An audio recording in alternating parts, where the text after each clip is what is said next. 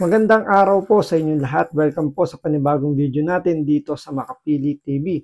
Ngayon ito ang pag-uusapan naman natin yung reaksyon ni Banat Bay na yung nangyayari sa Senado ngayon is parang papogi lang po, parang moro-moro na lang. So bago natin simulan yung topic na yan, kung hindi ka pa nakasubscribe sa channel na to, baka pwede nang pakipindot yung subscribe button. At the same time, palike na rin po ng video. Wala naman pong bayad dyan, kaya pindot na. So ito, ano ba itong sinasabi ni Banat Bay na parang puro papogi na lang itong mga senador natin at parang moro-moro na lang yung kanilang ginagawa. So panoorin po natin to. Ito yung time na si Topacio po ay nagrereklamo nga kasi ayaw payagan na umattend si Tebes, 'di ba ho? Sa pagdinig through video call. Alam mo, nung pinanonood ko ito, si Jojo, maganda yung yung pag-analyze niya ng mga bagay-bagay patungkol ho dito. At ito na nga yung sinabi niya na bakit nung panahon na wala na si Tebes, yung nasipa na nila si Tebes, biglang hindi na sila naging stricto. May mga witness, may mga witness, merong mga kahit nga ho yung mismong sangkot, pinapa-zoom na nila, pumapayag na silang i-zoom. 'Di ba? Sino yan? Pogi naman yan. Si Boss Jojo yan. Yan ang pinaka matinik sa Hong Kong. Bakit matinik?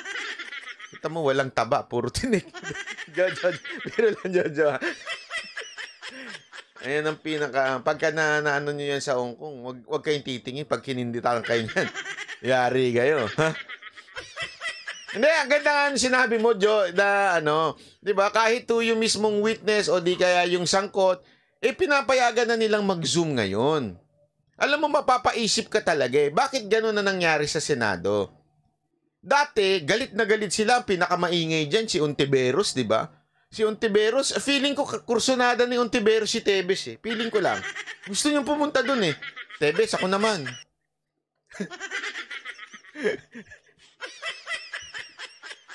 Oh, di ba? Malay nyo. Hindi, baka lang kursunada niya. Kasi nga papunta siya ng papunta. Ngayon, merong witness, meron pang taga-DepEd na di umano, naakusahan. Pero hindi niya pinapapunta, hinahayaan lang niya sa Zoom. Bakit kaya? Di ba? Yun ang tanong doon. Bakit kaya ginaganon na ng Senado ngayon? Kaya ako Ganda ng punto rito, ang ganda ng obserbasyon ni Banat Bay. Oo nga, hindi natin napansin yan.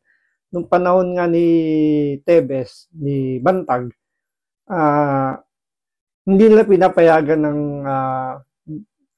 through Zoom yung pagdalo nila. Diba, talagang ni-require na kailangan nilang pumunta sa Senado or sa Kongreso kahit na may rason sila na for security purposes nga nila dahil nga siyempre may mabanta sa buhay nila na kailangan nilang hindi umatin ng act ng personal. So, ni-request nila na through Zoom, kaya naman nilang magsalita doon, kaya nilang ibigay yung kanilang panig, pero hindi sila pinayagan. Pero ngayon, mangyayari ngayon sa Congress at sa Senate natin, is pinapayagan ng Zoom. Especially witness, mga resource person nila, is napakaluwag na nila pagdating through Zoom lang. Pero nung nakaraan kay Tebes, hindi pinapayagan. Siguro dahil merong kumpas sa taas na sinasabi, huwag payagan si Tebes. Special na tao yan, maraming nalalaman yan, at baka pwede silang ilaglag. Kaya hindi pinayagan si Tebes na magsalita. Para sakali nga naman mapilit lang pumunta si Tebes ng personal dyan, pwede nilang agad nilang itumba, pwede nilang pwede nilang ma-corner, pwede nilang hulihin agad, antimano. Diba? Pero dito, yung nga, base nga sa obserbasyon nila, is pinapayagan na nila, maluwag na sila sa paggamit ng Zoom meeting. Nadi-disappoint Honestly, di ba sinabi ko na ng isang araw pa yan? Itong mga senador na to, parang nawala na ng bayag. Ilan na lang ang may bayag dyan. Hindi. May bayag pala, walang utak. Sensya na. Magkaiba pala yun, ha? Totoo naman di ba? Kasi meron dyan matatapang, meron dyan palasigaw, meron dyan ang daming statement na binabasa, pero walang utak. Bakit kanyo? Puro papogi. Yun ang totoo. Puro sila, instead na gawan mo ng karampatang aksyon, kasi si Oñate, right there and there, talagang sinungaling. Natataranta na nga, siguro naihina. Hindi ako sure pero parang naihina yun eh. Sa palda. Sa pants niya. Harap-harapan na nagsinungaling. Una, sinabi niya, hindi pumunta. Hindi kami nagkita. Tapos yung pala, nagsasabahay siya. Ano ginawa? Wala lang. Di ba dapat i-contempt na yun? Kasi nagsisinungaling. Oh.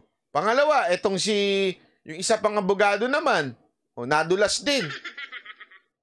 Alam mo yung lantarang nilolo, tinatawanan lang. Si Bato, tumawa lang.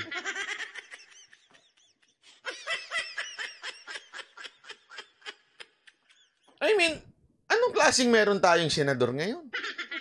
Kung puro ganyan lang, tawa ng tawa. Parang lumalabas nga may connivance eh. Parang may iron silang pinoprotektahan, meron silang iniiwasan. Parang yun nga, sabi nga ni Banbay, nawala yung bayag, puro utak na lang. Hindi, kaya nilang gisahin, kaya nilang palabasin yung katotohanan, pero hindi nila kayang panindigan yung kanilang purpose na alamin yung katotohanan ng buong buo. Parang naglulukuhan na lang tayo sa Senado. Pagka ganyan, takbo na ako. Takbo na si Jojo, takbo na si Spencer. Takbo na tayo.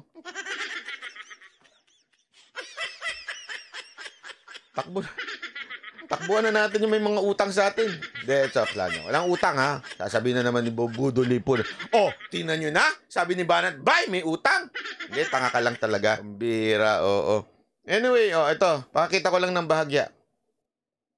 Nagpamasahe, ginamit nga nila eroplano ng taong bayan. Tayo ang naggasolina doon. Tapos sabi niya, unfair kasi yung mga kasama namin nagpamasahe. Ginamit nila yung eroplano ng taong bayan, pati yung gasolina, ginamit nila. Pero yung mga taga-kabila, yung kasama ni, kumbaga taga-kabila like si Miss Colleen Pipino, hindi naman nila sinama dyan sa eroplano yan. I-tax natin yan. So dapat lahat dyan kasama, whether on this side or on this side, dapat kasama. O di nung nagngingit-ngit sa iyak, itong si Mayor Janice Digamo, biglang umiba ang timpla ni Senator Bato. At yan, nagtulong-tulong sila, Risa Ontiveros. Yan. Yan yung sinasabi. Hindi ko alam kung nadala ba ho sila doon sa pag-iyak-iyak ni off-shoulder. Di ba? Ay nako. Anyway, panoorin niyo yan. Napakaganda po ng paliwanag ho ni Jojo dyan. Panoorin niyo ha. Alam niyo, panoorin niyo may mga utak na vlogger. Huwag na kayo nanonood sa puro chismis. Sorry huwag na kayo manood sa puro chismis. Panoorin niyo yan si Jojo, yan si Spencer, di ba? Kasi pag yan, nag-chismis, ay, maniwala kayo sa akin, magiging topic ko sila dito. Pag gumawa ng mga chismis yan, hindi, kaibigan po natin yan. Itututulan natin pag nag-imbento sila ng chismis, di ba? Pero pag nagkwento naman po kasi sila, even if they tell something na about somebody, inaano nila, pinuprove nila bakit. Yan yung maganda kay Banat Bay. Hindi niya, kahit kakilala kaibigan niya, basta alam niyang medyo lumilis na landas, itinatapik niya, pinupuna niya. Hindi niya yung hinahayaan lang. Kasi nga, andun sila sa tama, pagtakpakan, pagmali, banatan. Totoo to. They justify it, di ba? Hindi yung basta lang. Kasi nakakairita na ngayon sa social media, basta maka-accuse lang.